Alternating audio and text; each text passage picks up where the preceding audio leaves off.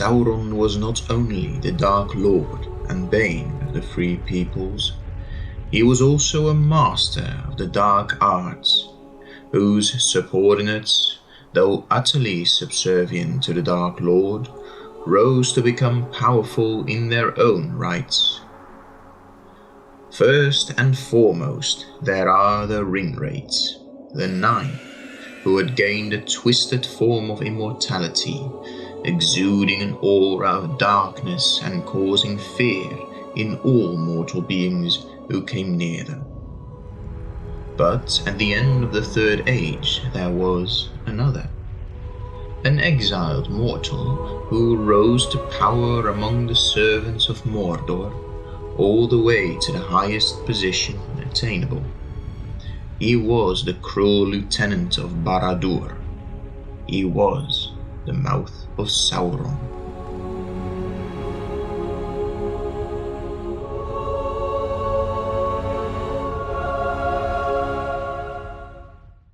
From the very beginning of his dark rule in Mordor, in the early years of the Second Age, Sauron sought to subjugate the free peoples of Middle-earth. Men were most easily fooled and lacked the ability to fully grasp the power and scope of his true power. For Sauron was one of the Maiar, powerful, almost divine beings who, at that time, only rarely appeared in Middle-earth. In his search for power and domination, Sauron desired to make himself be seen and worshipped as a god. Through thoughtful displays of power, insight, and his evident immortality, he attained to that status amongst the men of shadow, who eagerly swore their allegiance to their lord in Mordor. Later on, after his planned capture by the last king of Númenor, he even managed to sway many of the Númenóreans, the highest and noblest of all men, to his dark worship.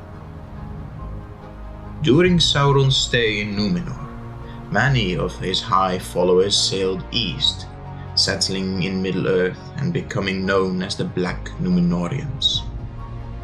They did not serve Sauron out of fear, however. These treacherous people were willing servants of the Dark Lord, seeking might in arms and knowledge with their dark master.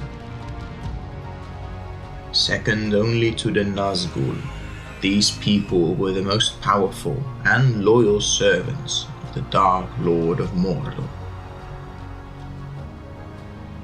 Even though their power had dwindled after the defeat of Sauron at the end of the Second Age, and their golden ages were long gone, some of the Black Númenóreans remained powerful in the lands to the south of Gondor, ruling as princes throughout the Third Age.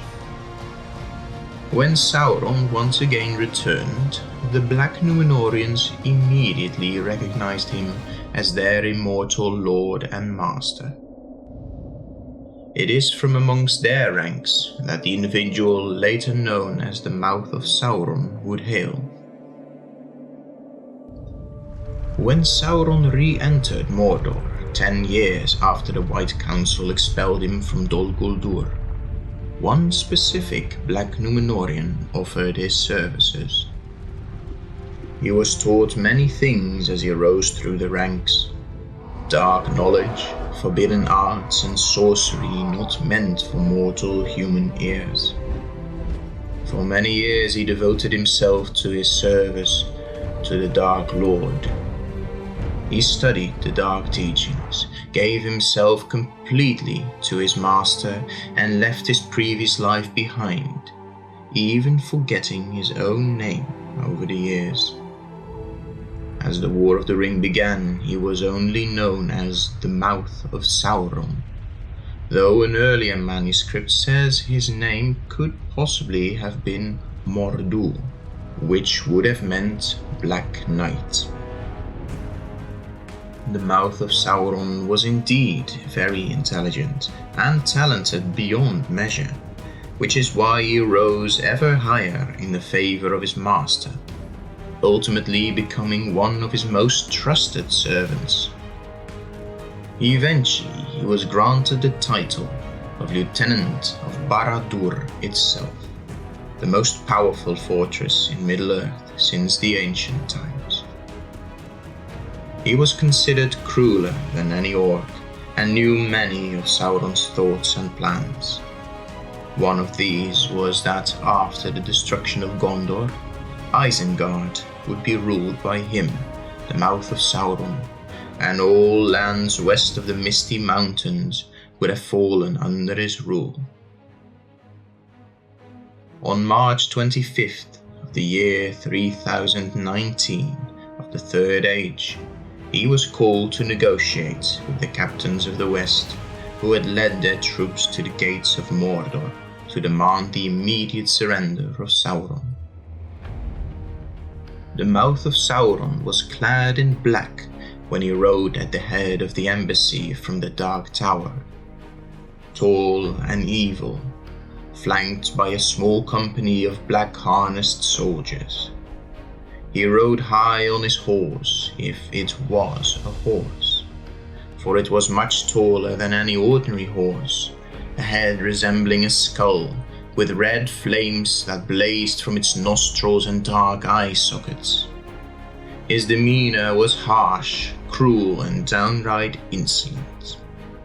He laughed at the captains of the West and mocked them, spinning them tales of the capture of Frodo, how he was imprisoned in Barad-dur, awaiting terrible torture if Gandalf did not immediately surrender. He taunted them with Frodo's mithril shirt, with his elven cloak, and with Sam's barrow blade. He taunted his foes, rejoicing at their horror and grief, and made his demands known. His taunts and lies were effective at first, but Gandalf saw through his posturing and blinded the Lieutenant of Barad-dûr, stealing back Frodo's and Sam's possessions. Furious, but also fearful of the captains of the West, the Mouth of Sauron rode back through the gates, giving the signal for Mordor's attack, beginning the Battle of the Morannon. Naught more is known of this dark and insolent servant of Sauron, for as the battle began, Frodo and Sam reached the cracks of doom and destroyed the One Ring, breaking the might of Sauron and collapsing his realm. Barad-dûr crumbled and fell. The Nazgûl perished in the fires of the erupting volcano, and of the Mouth of Sauron, highest of the mortal servants of the Dark Lord Sauron, nothing more was ever written. It is likely that he persisted in the chaos, more than 90 years old, older than most mortal man could reach, but still common for one of the Black Númenóreans. However, his ultimate fate would forever be a mystery.